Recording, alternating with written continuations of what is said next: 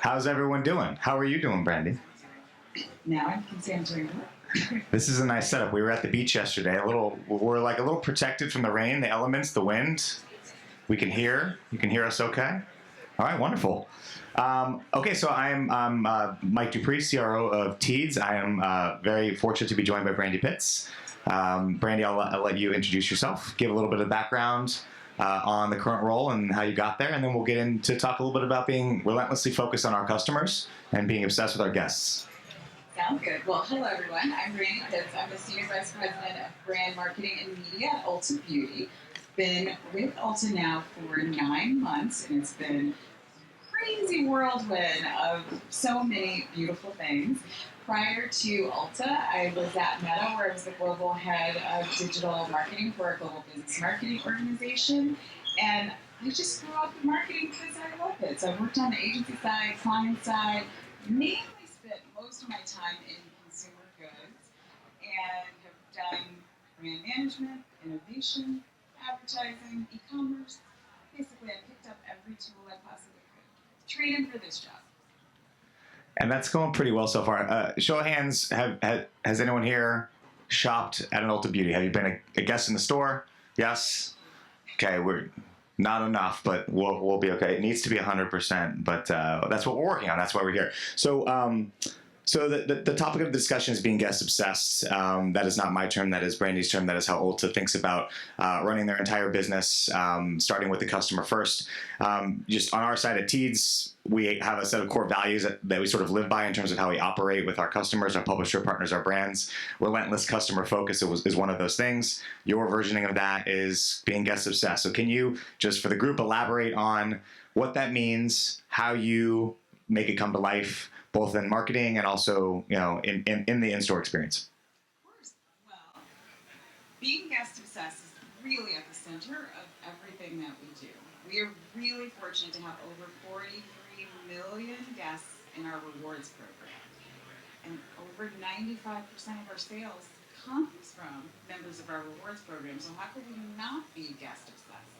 So from everything to product assortment to how we show up in the marketplace, we always start with what are our guest passions? How can we help make their experience more enjoyable in our stores and online? And one of the things that Mike and I were talking about was, as we were just combing through all of the data on our social channels, we saw that, and you guys won't be surprised to hear, women's sports are having a moment, right? And that pre-arrival moment is a beautiful thing because ladies love to put their full beat on, if I'm using the right lingo. And we said, well, you know what? Ulta Beauty should be involved in sports. Not only does it help empower women, they're strong, fierce warriors in whatever sport they are, we want to make sure that we're showing up in a positive way for our guests across every demographic. Because one of the things we talk about is we want to be your beauty retailer for a lifetime. So very beginning, all the way until, well, and so this year we really kicked off our work into sports with the launch of Win Beauty by Serena Williams, which is just an amazing high-performance brand with all these great skin-nourishing ingredients. And one of the things that we did in partnership with Win Beauty was go to the WNBA draft. So we were behind the scenes helping all of the draft candidates get their perfect look. And we're going to continue on through the rest of the year. One of the big things that we're really excited about that's happening next month is for the first time we're going to be a sponsor of the ESPY Awards with Serena Williams as the host. And so looking for really interesting ways of integrating beauty and sports. Get Ready with Me, if you guys are on social, I'm sure you watch it, Get Ready with Me. They're fun videos. I always walk away with buying something else. My husband's like, how many Ulta boxes can you come to the house? So relatable. For like the natural intersections of what our guests are most passionate about and where we can show up in a way that's going to bring our brand to life. So it's the ability to kind of recognize a moment, lean into that moment, understand the interests of your customers that might not be maybe the first thing you associate with a beauty brand, right? You would think maybe some other avenues or other natural inroads. I think obviously women's sports is having a moment. If anyone has been to the Axios Women's Sports House, you've probably seen that with Deep Blue. We're seeing it here at Cannes. How do you talked about maybe music also being one of those things that you've leaned into. Before talking about that piece, what are the things that inform the decision to kind of like make the investment? So I'm sure it's not just on a whim, not just on feel. You're using some data or insights or maybe customer profiling to allow you to do that. Is there anything that Ulta Beauty looks to before they make that decision to go, okay, we're going to invest in sports, we're going to invest in the ESPYs, we're going to show up at the WNBA draft, so we have a bit of intelligence going into that as well? Sure. So while we are guest obsessed, we're also trend and culture obsessed. So the way for us to remain relevant in today's world is to ensure that we are squarely in culture. So when we think about things like our typical KPIs around awareness and things like brand love, we are at all-time highs. So the question becomes, do you continue to try to chase that number to like add 1, 2, 3 more points, or do you think more about relevance? So relevance is what we are very focused on. And in terms of like looking at what's happening in culture, looking at how our guests are interacting across all social platforms, that's where we saw the magic. But it first started with what's actually happening today and how can we be in the center of that conversation. And then on the music side, how are you investing, activating, and showing up? Because obviously sports and music, they're going to be tangential in some ways, but they're also going to be different in a lot of ways. Maybe not the same to each individual, each guest. So what's on the music side that you guys have cooking? On the music side, activations at music festivals. So festivals are another one of those moments where you can Google, it's all over social, what's your festival look?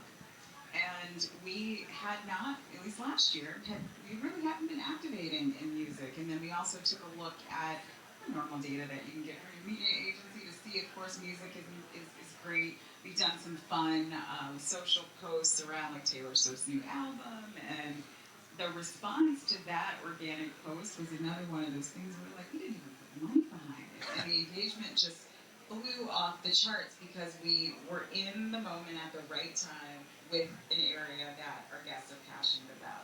So we are located in Chicagoland, and so we're going to be sponsored Lollapalooza this year. But more importantly, it's not just about being able to put your brand up in terms of signage. It's like what are you wrapping around that? So being able to integrate creators as a part of that. Again, we want to get ready with everybody, and so we want to show others how looks are coming together for inspiration. And even back to like our Ulta Beauty Rewards program, looking for opportunities with brand partners of ours to create an experience on site to like fully and closely. And doing it near home supports the market, supports the community. So I'm sure Chicago appreciates that as well. Okay, so you mentioned your creator community as well. Obviously, I think many of us who follow beauty brands or beauty retailers understand the creator community is extremely important. So can you talk a little bit about your approach to your kind of creator programs? I know they're multifaceted. Well, creators are near and dear to my heart. I mentioned I've been at Meta before, and one of the audiences that I marketed to was creators. And so when I came to Ulta Beauty, I said, okay, what are all the things that we're doing? So we have our own creator network called the UV Collective. And as we started to plan for this year, I said, well, we don't have enough, so we need to increase it. So we're almost doubling the size of our creator class. And then the other thing is when I looked at the full group of the class, they're amazing creators, but they weren't necessarily living up to this all-inclusive strategy that we have from an age perspective. They were very focused on Gen Z.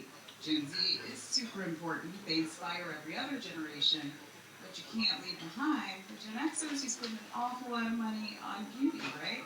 So we were very intentional about making sure that we have representation, not only from all of the elements that you would think about just to ensure that we're reflecting the diversity of our guests, but also adding this extra layer of age to make sure that we're, again, going to be super inclusive. The other thing I'm super excited about is our associate ambassador program. So we call the people who are in our stores every day associates, and over 50,000 of them. And if you've been inside of an Ulta Beauty, you'll know that they really are the heartbeat of our entire operation because they create this environment that is so welcoming, inviting, and we talk about our stores as a playground.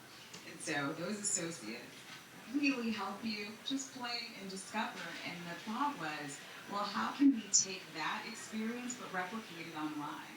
So we are launching our Ulta Beauties. We had so many applications across our entire network, but we were starting off with 25 amazing associates who we're going to train and make sure they have all the tools. So when we went to identify them, we have everyone from kind of micro influencers all the way up to, we do have some associates in our inner network who quite a lot of followers, quite a lot of engagement. But again, we want it to be fully inclusive with this program. And the other exciting thing is because we're training them, we're actually giving them another opportunity for a different livelihood, right? So it's like this bonus where it's helping the company, it's extending what we stand for in stores, online, and making social a more joyful place, because we all know social can be really complicated. But it's also helping our associates just create another career for themselves. And I would say employee retention as well. We like that.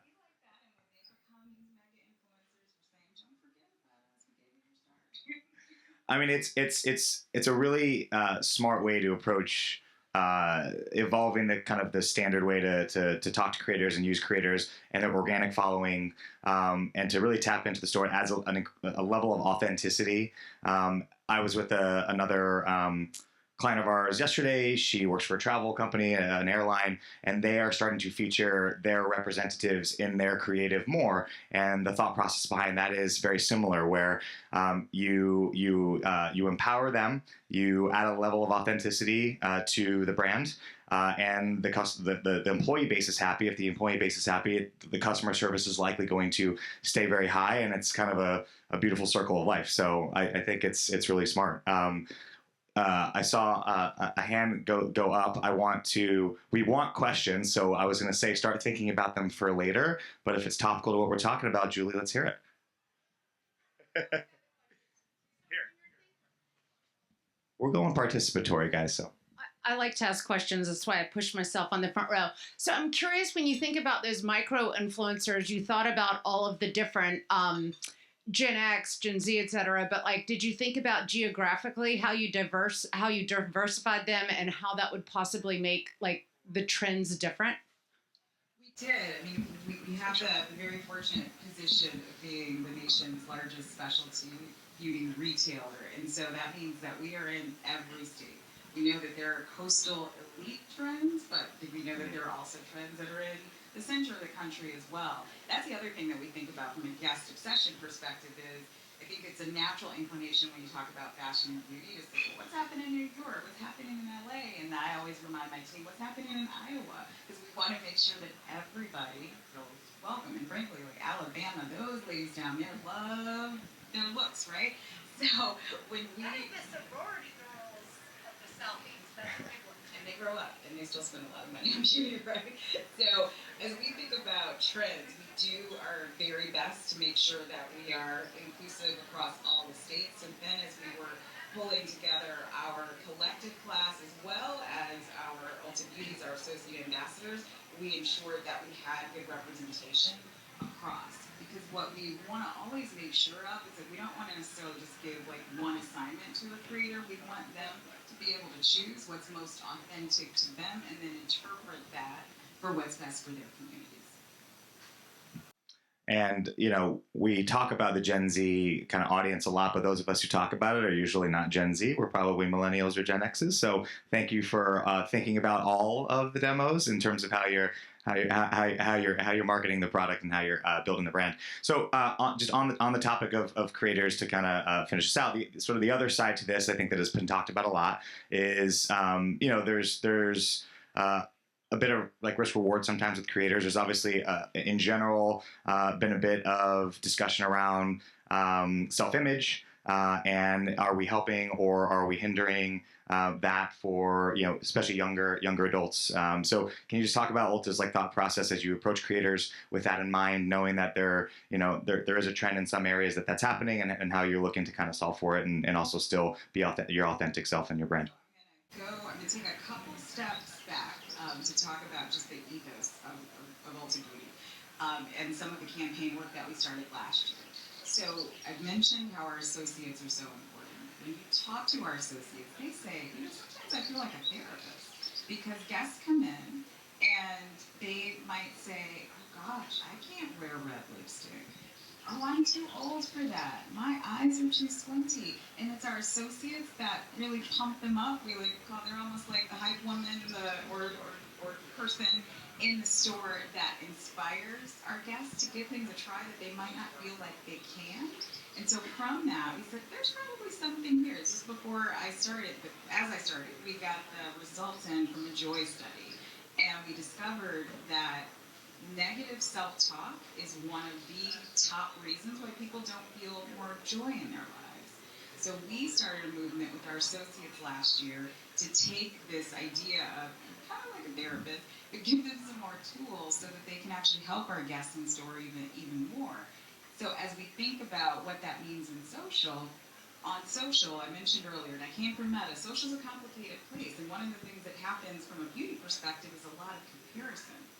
So what we want to do with our Joy Project, and it's an extension through our communications, through our creators, is ensure that we're making social a more joyful place and inspiring everybody to try things that they might not have felt like they could try, or they just didn't know how to do something. So it's really trying to put a positive spin in an area that sometimes it's not positive, right?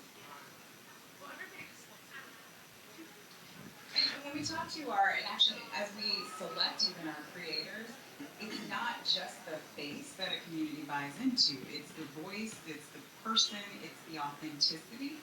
So we are really careful about who we select to represent our brand because we don't want somebody who's just going to have a bunch of filters or who is like promoting this like false image, because we know all of the things that are happening on social. So almost is like, how can we counter program that?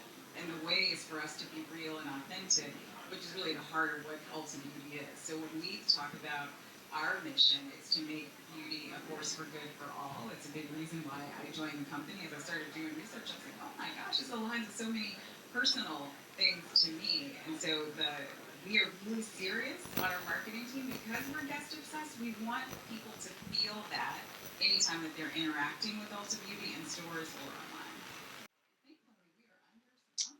We are in the right spot if there was one.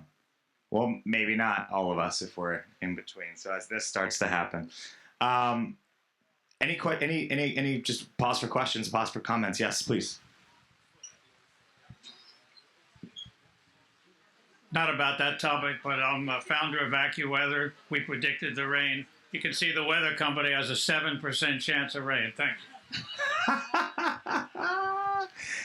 I don't. Maybe some brand innovators branded umbrellas on our way out. Hi. So you have an interesting role because not only do you have to build the brand of Ulta, but I'm sure the brands within your stores as well. So how do you look at your brand ambassadors and building their brands, or even thinking about the trends that could be filtered back through innovation to the brands like Tarte or whoever might be within your store? So we are also in the fortunate position of having over 600 brand partners. And we take brand building really seriously, from the smallest brand up to the largest ones. And I'd say one of my favorite examples of this is we have a program called Music Accelerator that selects founders of color to help get their businesses retail.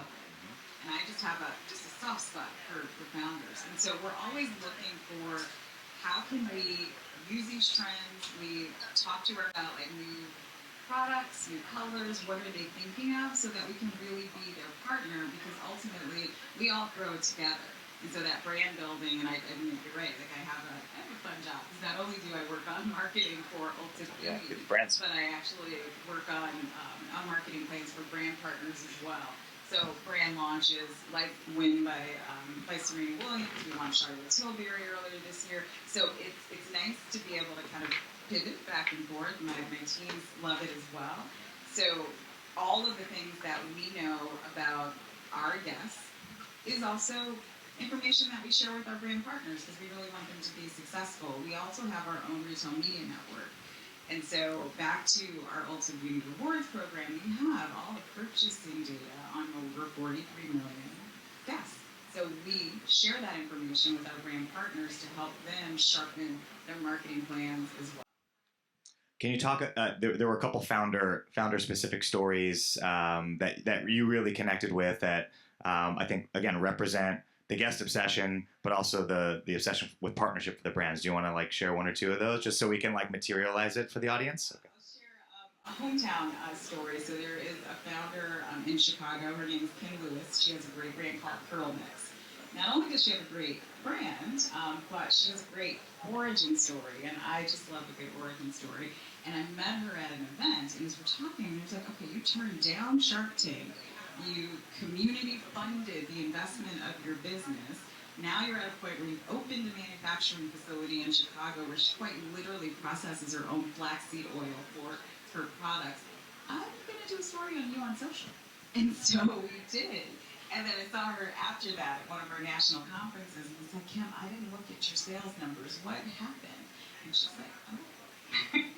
Sales went up like 25% that week, and they're continuing to like carry over. So those are the things that get me really excited. It's like, how can we help our brand founders build our brand? Again, in that instance, not only are we helping her build the brand, she's creating job opportunities in my hometown of Chicago. So it's just this like wonderful, beautiful story. So that's where we want to be able to play to help everybody. And then Live Tinted was the other. Was that another one? To do one more, because it's like I think the story, like the storytelling behind the brand that Ulta Beauty enables is like a really important part of. I mean, we're brand innovators, right? We're talking about your brand, but your impact on others. That's paying it forward. Essentially. Is the founder, and what she learned, she became famous because she put red lipstick under her eyes as a color corrector, and then created a real product around it. I use it; it's a really good product. And now she's like, it's continued to expand. But anytime that there are opportunities for her to come forward and tell her story, we're going to have her as a part of our Joy project that we are. I didn't say this. We're launching it on National Day of Joy, which is the 26th, so right around the corner. It just completes a circle because what you also find is that our communities love brand stories. It makes them feel more connected. It gives them a reason to want to buy. They understand the why behind why the product was formulated and created. And Deepica is another great example of us getting together and thinking and brainstorming with her, like a great merchant team around what's next. So you tease the National Day of Joy, and obviously that ladders back up to some of the brand the brand interest and to spark joy in the lives of your customers. So yes, you're at Cannes this week. You go home. You have to activate this thing next week. Talk a little bit about the tent pole that it is for you, and kind of how you're looking to surround it. Well, I'm also really fortunate and quite privileged to have a great team. So they're sending things to be approved as we speak. What we want to do, back to like how can we spark more joy online, is actually create the world's longest compliment chain. So I will invite you guys as of next week, come on over and do the same. But we're going to kick this off with brand partners, our community, our associates, to ask everyone to tag your bestie and tell them what makes them beautiful inside and out. And it's really built on a very simple framework. If you give joy, you get joy. And so, if you even think about your own like personal life, just telling somebody, hey, I mean, these are all fabulous shoes. You're all great. You look so good in those shoes. Not only does the recipient of that feel good, you have just increased your own joy because you created joy in someone. So that is what we're doing next week. And then all of the activations that we have around music and sports will all have this great connected thread of joy out to all ladder back up to us really wanting to make beauty a force for good for all. I love the compliment thread. I think it's so smart. It's what we need. It feels good. And let's all participate in that because it's gonna help them and also feel really good. So You talked about that as sort of your own tentpole that you're creating based on the identity of the brand and what you're trying to accomplish in the community, social and customer. Talked about sports and music as sort of alignments in the interests that are a bit tangential and not core beauty. Obviously, as we get through the year, we go into holiday season. That's a tentpole for any retailer, any beauty company. Sometimes it's not the most joyful time for those of us. My first time working for a retailer, and nobody really crystallized for me that I was being dropped into the fire right before Uh-huh. holiday. Yeah. But I had to learn a lot. So this holiday, I'm ready to go. But yes, holiday is quite important. Yeah. Already planning. Yeah. So I mean, are there other key moments, key tentpoles, whether it's cultural moments, seasonal moments, retail moments throughout the course of the year that are maybe things that we might be thinking about or might not be thinking about that you guys do differently? There's so many. Back to school. So back to school is another huge beauty moment because everybody is either stocking up to go away to college or they're deciding, what do I want my look to be this year? Because people are on this journey of self-discovery. So that's a huge one, working on that right now. As we think about post back to school, it is homecoming, but homecomings are different for teenagers versus college. Homecomings are different. If you go to an HBCU, I'm a proud graduate of Howard University, so we are doing something specific this year, versus University of Michigan, where I went to graduate school. So we're really trying to get very surgical about how we think about cohorts and what they are experiencing at a particular time so that we can show up and be most relevant to help ultimately drive more brand preference for us. So I hope you guys will all shop at Ulta Beauty if you have not. I want to pause for just a pulse of the audience. Any questions for Brandi? Show of hands. I mean, thinking about like exactly what you just said about back to school, then beyond back to school, getting not just the event of homecoming because it's a season, but the regional relevance of homecoming in different parts of the country. That plays itself going back into the sports conversation. I mean, you talk about the South. That's that is like a sports obsessed part of the country too. Everything you are doing ladders back to being guest obsessed. Is the customer fixation piece is really real, and I think that homecoming example is like a very, very tangible representation of how you all are approaching this. So I am out of questions. If there's anything you want to close us on, you can. We can open it back up to the audience. But I mean, I think my takeaway here in talking with Brandi prior to this and this conversation today is like we're here at Cannes. There's a lot of discussion around AI and technology and generative asset creation and measurement and signal loss, and we can overcomplicate things a little bit. And I think what I kind of learned in our conversation, and I think what all of us can think about as we get back to square one, is if you just think about your customer first and always, whether that customer is an end consumer, whether that customer is a brand that you're working with and you're trying to help them achieve their marketing goals or their media goals, what is important to them? Think about that relentlessly, obsessively. If you can understand that deeply, and then you think about what you do, what you can bring to the table to try to help them improve their lives, spark joy, achieve their marketing goals. That simplifies things a little bit, I think, in a week where we can get a little complex. So I hope folks didn't mind the topic of just customer service, customer focus, guest obsession. Try to keep it simple. Try to keep it less technical, because ultimately I think we can win for one another, and we're all in this ad community together, this media community, this creative community. So all these examples are very, very real, very tangible. What was the show of hands on shopping at Ulta Beauty? Okay, so by homecoming, we want all the hands in the air, or at least at don't we all? And then how do we locate the Day of Joy next week? Like, how are we gonna get involved with the compliment? Follow Ulta Beauty, and I guess the last thing that I'll say kind of goes back to like give somebody a little joy today. So I'm gonna say, Mike, you did an amazing job as a moderator today. You make it easy. And I'm gonna ask everybody to give somebody else a compliment today. Spread a little joy. Brandi Pitts, thank you very much. Well done.